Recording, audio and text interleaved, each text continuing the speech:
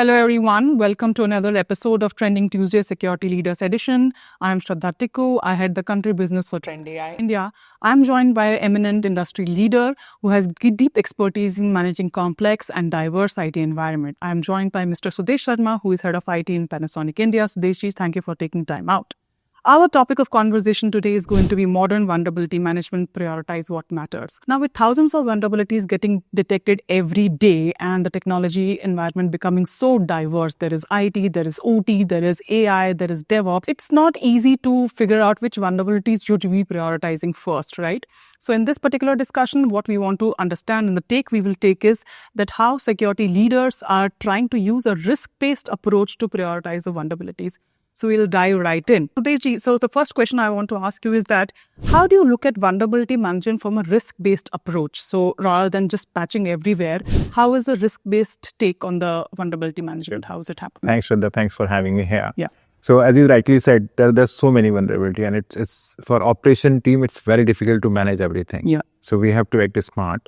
And there are 2-3 ways, the framework which we use it. The first of all, in terms of the exploitability. Which system has been exposed, whether it's an internet-based or it's a, internal system. Second, in terms of the business impact, what exactly the business impact is. It's a critical revenue system or it's a back-end system. Third is in terms of the advisory intent, in terms of the KV, how it is coming up. And based on that, the team decide, which is the priority, which vulnerability we should address first, we can then leave it. And that's the way we do that. It's great to see that there is this whole context behind the vulnerability management that is already organizations are adopting it. You're already using it in your organization. If I have to go a little more technical and, with these thousands of vulnerabilities, you said you are prioritizing based on certain parameters that you just said. So if you go, what helps you decide what to fix first? Is it, say, threat intelligence? Is it intelligence? Is it exploitability? Is it about telemetry? Or is it something else? We use all. So in terms of the telemetry, absolutely, that is a critical part. Exploitable means it's a theoretical vulnerability or it has been already executed. There is a script already available which any hacker can install, it and do that. Then it becomes a high priority. Or it's a theoretical, which is like vulnerability is there, but there is no evidence. And so that's where also the telemetry, in terms of whether the telemetry is giving us some indication, looking at the different logs, the different systems all together, whether it is giving the understanding that, okay, this we need to address first. And also the business impact in terms of the which business systems you're talking, whether it's a critical systems we have, like I said earlier, or it is something which is not that priority system, so we can take a break and understand and do it automated, or do we need to do it manually? That all depends on the impact of the vulnerability. Right.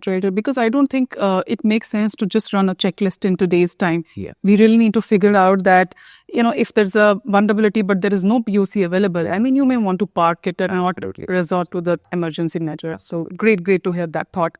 When we talk about vulnerability, the biggest challenge, while of course is prioritizing vulnerability, it is also fixing the vulnerabilities. So what are the biggest challenge in fixing the vulnerabilities, and what are few measures that you've implemented in your organization to kind of streamline? Sure.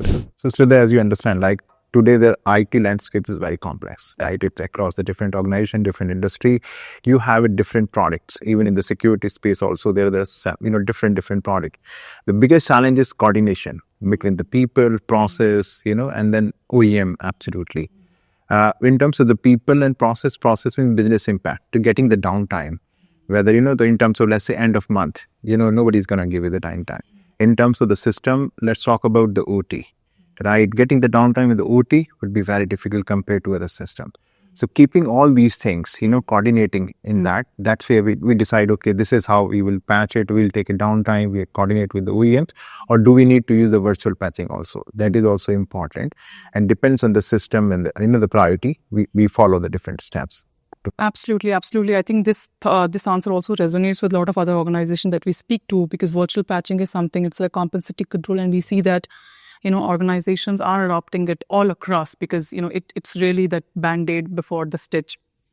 So talking about vulnerabilities, and you managing diverse environments, and you're also managing cloud, right? So when we talk about clouds and DevOps, these environments move fast, they are short-lived. How do you do vulnerability prioritization in this short-lived and highly dynamic cloud environment? That's challenge. So as you're moving, many workloads on cloud, a lot of things are moving on the cloud. It creates another kind of challenge, the speed. the cloud because it's a fast development, and that's where you have a more vulnerability. Correct. That's where, I mean, our philosophy is that, okay, check whatever we can do before even we deploy it, in terms of the clean copy, clean image, in terms of the vulnerability logs which we have. Can we check it before even we go live? Because that would be the least impact area where we can fix it before we make it live. That is our approach altogether, using the cloud in it.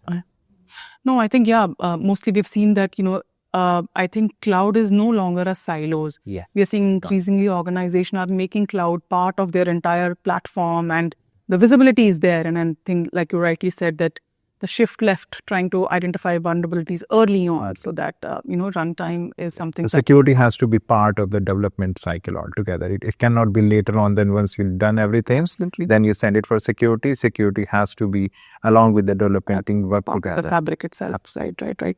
So now, when we are talking about the capabilities that organizations are adopting, and you're talking about vulnerability prioritization, there's a lot of focus on how AI can drive prioritization in the organization. So what is your take on it? How do you think, what are the capabilities that organizations should adopt so that they can leverage AI-driven prioritization? I think AI is need of time. Can't, skip the AI or ignore the AI in terms of vulnerability. Given the size or the number of vulnerabilities coming, in terms of the volume of the data, AI definitely helping us in terms of we have a few tools which is helping us to figure out or prioritize which is the actual vulnerability, finding out which is real threat and which is not. We need to work together or work immediately rather than waiting. So AI absolutely is helping all together.